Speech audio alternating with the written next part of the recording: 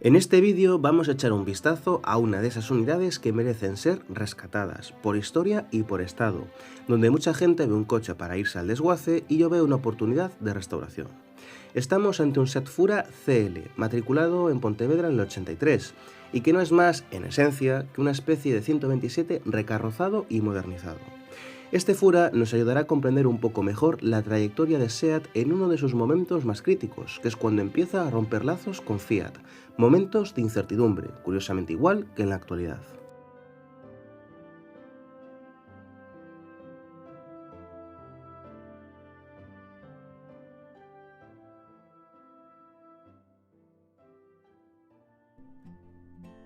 Nuevamente, conviene coger un poco de perspectiva. El Fura es sucesor a la vez de los 127 y 133, los modelos más pequeños y utilitarios de la gama, y lo hace siendo un modelo de pura transición, porque pese a tener entrañas Fiat, en ese momento la marca española comienza a librarse del yugo italiano.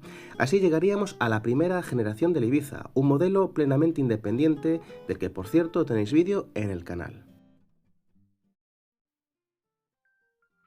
Un detalle para diferenciar los Seat Fura 1 o fase 1 de los dos es que en los 1 de 5 puertas tenemos la inscripción Fura en la puerta trasera, mientras que en los Seat Fura fase 1 tenemos la inscripción Fura en las aletas traseras, si no me equivoco. Eso, unido al hecho de los faros delanteros, que son cuadrados y notablemente más grandes que los fase 2, pues nos dan a entrever, nos identifican en la generación de la que se trata.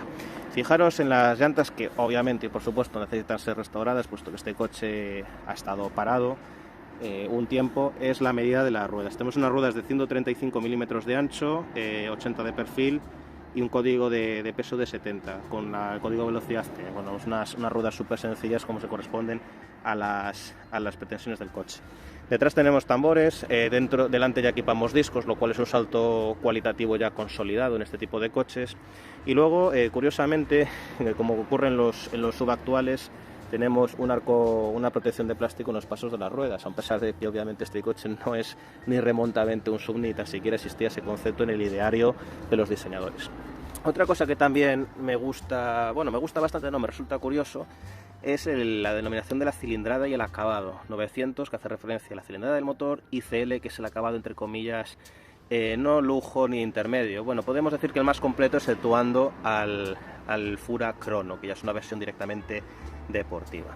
Por lo demás, ya tenemos, como podéis ver, consolidados los paragolpes de plástico. Ya nos olvidamos de las defensas de acero inoxidable, que eran más características de coches de los 70, de los 60, y aquí ya tenemos consolidadas las defensas de plástico. Unas defensas de plástico, por cierto, que están integradas en la carrocería. Recordad que el Renault 5 en el año 72 es el primer coche que tiene las defensas plenamente integradas en el coche y no separadas, aunque parezca una obviedad. Fue el pionero, fue el primero. Y aquí, como podéis ver, tenéis o podéis observar la luneta trasera con el portón, de tal forma que tenemos un diseño de 5 puertas y portón. Un portón que conservamos también en la versión de 3 puertas, con lo cual, bueno, da una practicidad pues realmente buena al maletero que tiene llave. Aquí detrás tenemos los pilotos, bastante generosos, la matrícula enclaustrada aquí detrás y la denominación del modelo. Un aspecto que sí me gustaría comentar es que los primerísimos Seat Fura fase 1, MK1, si no recuerdo mal, se denominaban 127 Fura o algo por el estilo, en alusión a la generación bueno, a que viene siendo un 127 en realidad. Con el Fura fase 2 ya los acuerdos de SEAT y de Fiat, pues digamos que se echan a perder, bueno, se cancelan, se deniegan, llamadlo como queráis, y ya SEAT está obligada a diferenciar el coche. Vamos adentro a echar un vistazo. Bueno, el salpicadero de este Fura, pese a ser, digamos, en esencia el mismo coche que un 127, sobre todo en el Fura 1, presenta una evolución muy notable, no tanto respecto al 127, pero sí en relación a un 600. El 600 estuvo en producción hasta el año 73 en la versión L especial y tiene un salpicadero infinitamente menos elaborado, infinitamente menos complejo que este Fura. Hay un salto de modernidad pues muy importante. Al estar en un Fura 1 versión CL tenemos un cuadro 50 revoluciones, pero afortunadamente con termómetro del refrigerante, pese a tener el motor delante y no tener los problemas de refrigeración que podíamos encontrar precisamente eso, en un 600. Y como veis, tenemos un aforador del combustible que marca 30 litros, es la capacidad del depósito, una capacidad, por cierto, que comparte con el SEAT 1430 Bocanegra que tenéis en el canal. En este tipo de coche concreto, pues más que suficiente para tener una autonomía decente.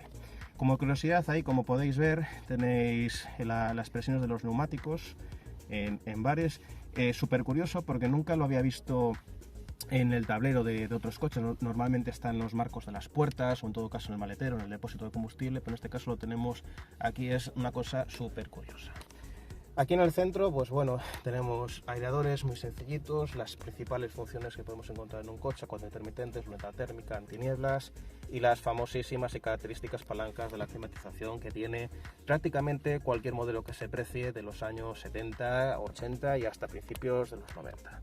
Cenicero encendedor, un hueco portaobjetos y en este caso la caja de 5 velocidades por tratarse del acabado CL. Recordemos que la versión L del Fura, la básica, la de acceso, tiene una caja de cambios de 4 velocidades y en este caso tenemos la de 5 relaciones que se hereda directamente del Fiat Ritmo.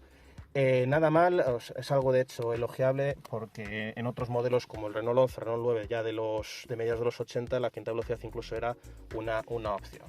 Por lo demás tenemos aquí un hueco portaobjetos súper característico de este tipo de coches de esta época. Obviamente, por supuesto, no hay airbag ni nada por el estilo, igual que el volante. Un volante, por cierto, bueno, no muy grande ni pequeño, más bien tamaño medio, y también con un diseño más elaborado que abandona ya el metal, por ejemplo, de los SEAT de los 90 y sobre todo la baquelita, ese plástico duro y liso que sí podemos encontrar en los volantes de los 600, por ejemplo, o en volante de los 124.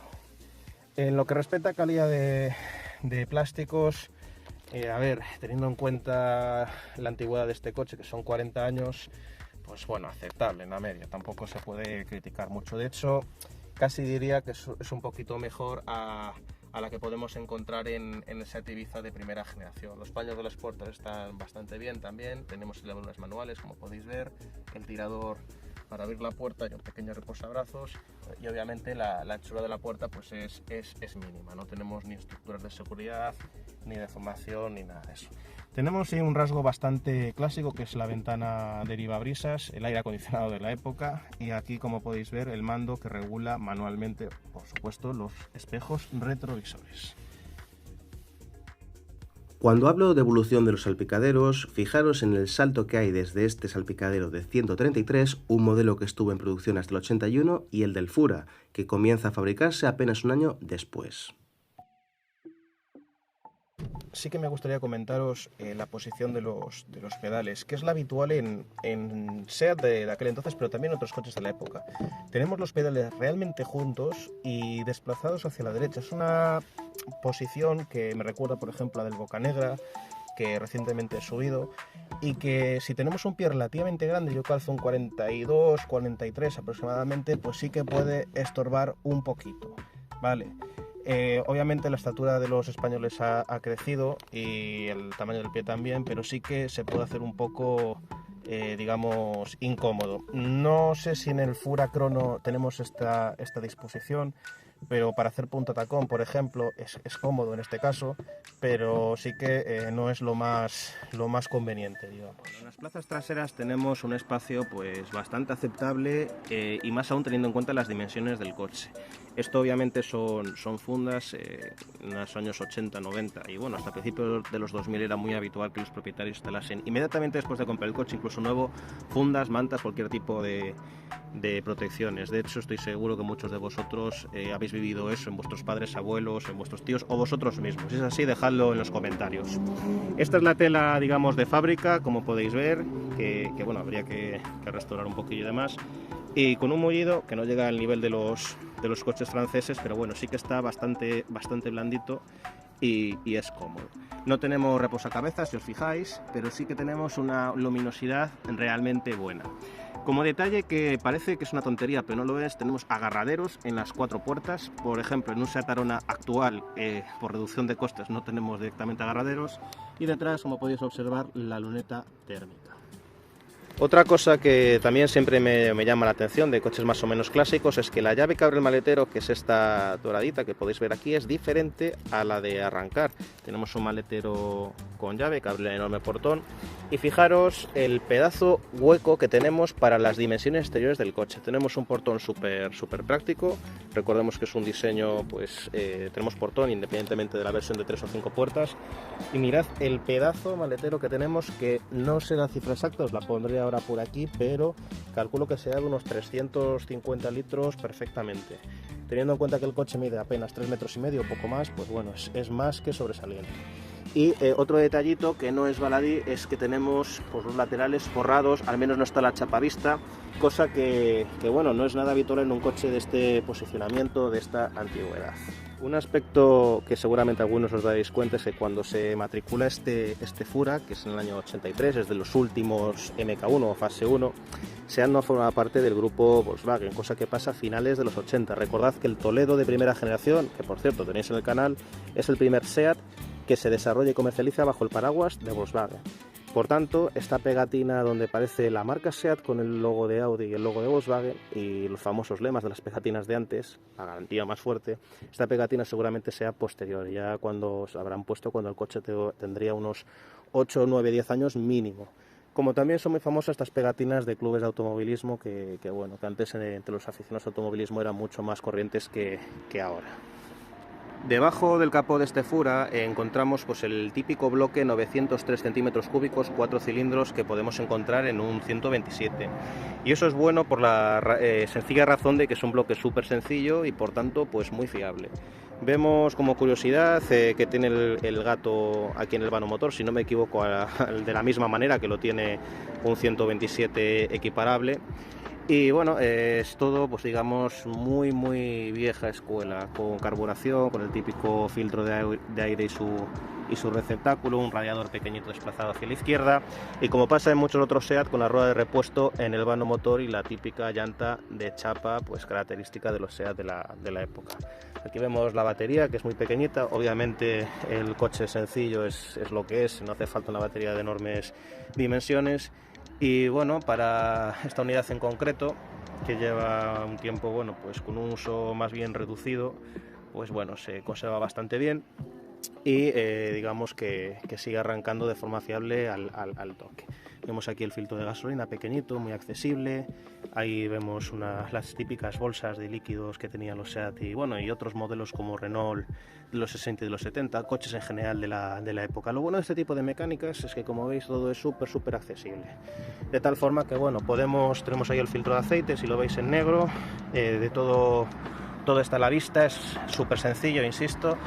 Y muchas operaciones, sobre todo si tenemos un mínimo de interés, de sitio, de herramientas, de espacio, pues las podemos hacer nosotros mismos. Echando un vistazo a la ficha técnica simplificada del Fura, vemos que todo es súper sencillo desde un punto de vista mecánico, donde no llegamos al litro de cilindrada y la alimentación corre a cargo de un carburador. Los 132 km/h de máxima se alcanzan curiosamente en cuarta marcha, ya que la quinta es una relación de desahogo. Por lo demás es todo sencillo, siendo lo más destacable la consolidación, como os decía, de los discos de freno delanteros.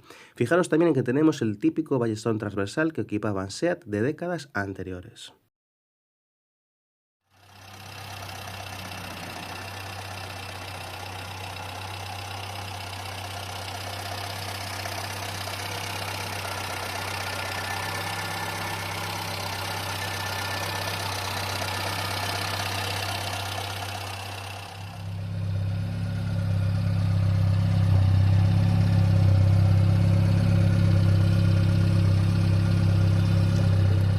Como veis, y a pesar de que no tuvo el éxito comercial ni de lejos del SEAT 127, el Fura es un modelo esencial para comprender la trayectoria de la firma española, en un tiempo en que SEAT se empezaba a desvincular de Fiat.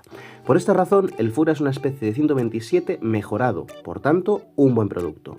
Por otro lado, esta unidad es una de esas miles de oportunidades de restauración que merecen la pena para poner a andar de nuevo por nuestras carreteras a un pequeño pedacito de nuestra historia automovilística. Tienes más información, como siempre, en la descripción del vídeo. Un saludo.